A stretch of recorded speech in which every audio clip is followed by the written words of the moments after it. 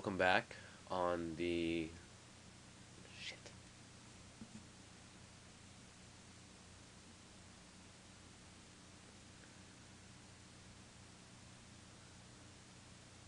Welcome back. This is Spoog on Let's Play Medieval Part 12.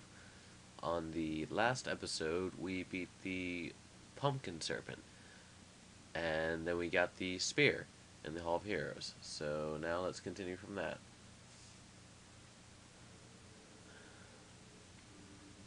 Let's leave the Hall of Heroes. Alright, now, if you notice my health's a little bit lower than what it originally was before, that's because I kind of lost my save file, so I had to restart all over from the beginning, but it's no biggie. It's just part of the trade, so... Alright, let's go to the sleeping village now. And it's our third cinematic. A very obese man with an axe who seems to be upset at the ground. And poor Dan stumbling into this foggy town. Alright, now in this level all the most of the enemies are actually human, and they're actually underneath Zarok's spell, so they're hypnotized. So they're actually innocent, so you don't want to hurt them. As you can see on the screen, it says 59% for my chalice. If we hurt any of those people or kill them, it will actually lower the percentage of the chalice and get rid of some of the souls. So, can't do that. We'll have to just run away from the people. Let's talk to this guy. Poor villagers. The master possesses them. It mustn't hurt them. Hurt guards, though. They seek out an object of great power. Alright.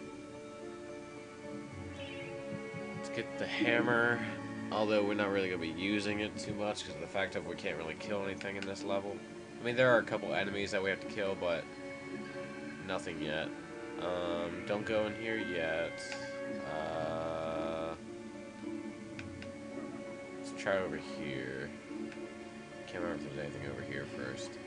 Alright, let's get the money over here. And the health file, that'll help me out.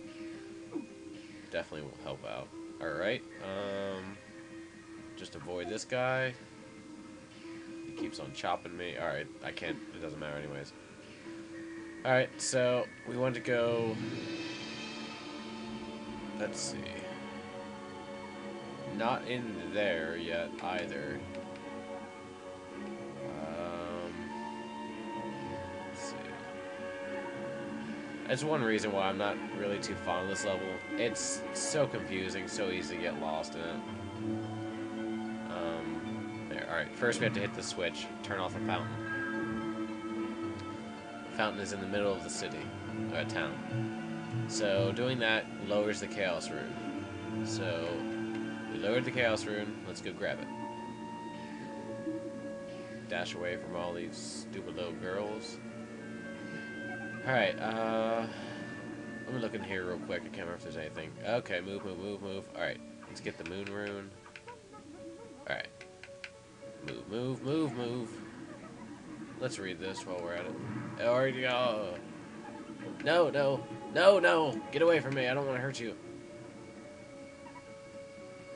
No, move. There we go.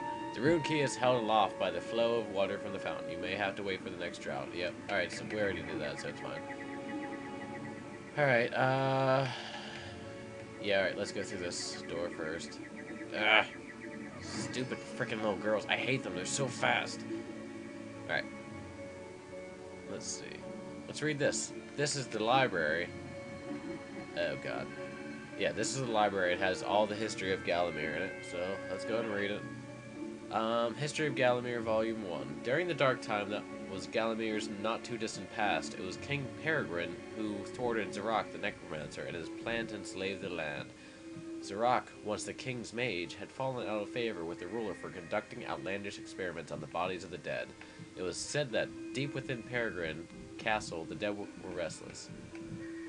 The dead are to be honored, not kept as the playthings of alchemists, declared King Peregrine as he banished Zarok from the castle. All of Zarok's living dead were routed out and destroyed.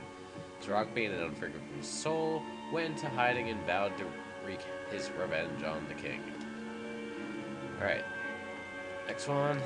History of Gallowmere, Volume 2. Rumors of ill-doing and dark deeds abounded through the land of Gallowmere. It was whispered that Zarok had employed the aid of shadowy demons to help build a vast castle. Under the cover of night, Zarok's dark armies spilled forth from their corrupt haven.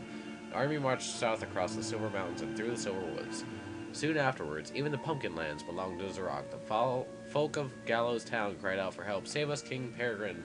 Retaliation was swift and violent. King Peregrine's forces, led by the brave Sir Fortescue, drove Zarok's army back from Gallows Town. There was much rejoicing, but the war was not yet over. Let's read this one. History of Gallowmere, Volume 3. News that Zarok's army had now taken the Floodlands caused much concern. From this vantage point, Zarok could march west to take the Enchanted Forest. This sacred place would prove a bitter defeat if it fell into the hands of the evil sorcerer. It was Sir Dan Fortescue who once again led the king's militia to rid the demon host from the land. Yet the evil wizard was cunning and had prepared an ambush. A titanic battle ensued of which history has never since seen the like. It is said that the day would have gone to Zarok, but for the skill and valor of one man, Fortescue led the charge deep into the massed ranks of the undead, felling Zarok's bodyguard, the fearful Lord Cardok, and, before finally succumbing to his own war wounds, slew the traitor sorcerer with a mighty sweep of his sword. Volume 4. The forces of evil were destroyed, but at a terrible price. None but a handful of the king's militia returned from that field. Gallowmere lost a whole generation of young men that day, including Kenny Tim, the legendary crossbowman, and Fortescue's second-in-command, who fell in the first volley of arrows. Zarok's body was never found, though if it lies unmourned in an unmarked grave, then no one in Gallowmere would shed a tear. The shadow demons that had fallen under Zarok's banner were unnatural creatures that did not belong in the world of mortal men. The king declared that they be banished and entombed under the pure earth of the enchanted earth. Imprisoned within an impregnable box of the king's design, the demons were buried deep underground. Their tomb was sealed with a magical device that has since come to be known as the Shadow Artifact. Whew. Alright. Tourist Guide to Gallowmere. The land of Gallowmere is a wondrous land of breathtaking sights and adventure.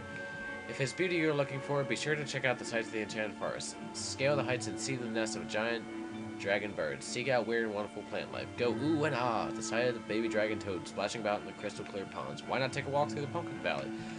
Pumpkin is Gallomere's favorite dish, and about now the valley is just bulging under the weight of young podlings awaiting harvest. Alright. Part 2. If it's mystery you're looking for, then the seasoned adventurer should travel to the ruins of King Peregrine's castle. Yes, this is a fortress from which the fabled King Peregrine once hailed. It is said that the king's crown was lost in the dungeons below the castle, and that the ghost of the regent himself now haunts those cold stone passageways. Spooky. Why not take to the swamps and seek out the mythical town of Milliman? This place was once said to be a place of fantastical arcane alchemy, but an age has passed since it was consumed by the murky swamps. Perhaps great treasure awaits in any adventurer that can locate its watery resting place. And one last one. Quick. I'm running out of time, actually. Alright. Chapter 1. In addition to being the strongest man who ever lived, Stannier Iron Hewer was unsurpassed in his skill as a blacksmith. He was equally happy pounding on his anvil at home as he was pounding on someone else's head in battle. It is said that his only fear was the end of the village smithy as the focus of manufacturers in favor of more centralized units, as if. Born a humble peasant to one of the nomadic tribes from the Eastlands, Blood Moneth Skullcleaver gathered an army of horsemen and swept over half the civilized world. When he finally died, attempting a single-handed attack on a garrison in the north while armed only with a spike on his helmet, he was the richest and most powerful peasant of his day. Karl Sterngard spent most of his formative years under siege at his family castle. With his impregnable magic shield, Sterngard's motto was the best form of attack is defense. Sadly, his shield couldn't protect him against poor eating habits, and he died during a post-battle feast while swallowing a large sausage he had failed to chew on. That would suck. Truly the hero's hero, Woden the Mighty was fearless, single-minded and uncompromising. Unbeaten in combat, he inspired raw fear in friends and enemies alike, not to mention close family members and pets. Trained from birth in all forms of combat, Amanzi Shangama was the warrior queen of a tribe of Amazons. The bold and the beautiful, Shangama banished all males from her territory, except the handful she kept on to mow the lawns of her people. Last one, I hope. A full-time mother and homemaker, Megwin Stormbinder had to defend her settlement from barbarian raiders while the menfolk were away on a hunting trip. She fought off repeated attacks armed only with a pitchfork and a rolling pin. With one arm holding her baby, legend has it that the gods, impressed by her indomitable courage, intervened and added thunderbolts to her arsenal. She won the battle with a couple bullets to spare on her husband when she finally returned. Alright, I gotta stop right here. I was running out of time. Thank you for watching. This is Spoog on Let's Play Medieval, Part 12. Thank you for watching. Have a good day.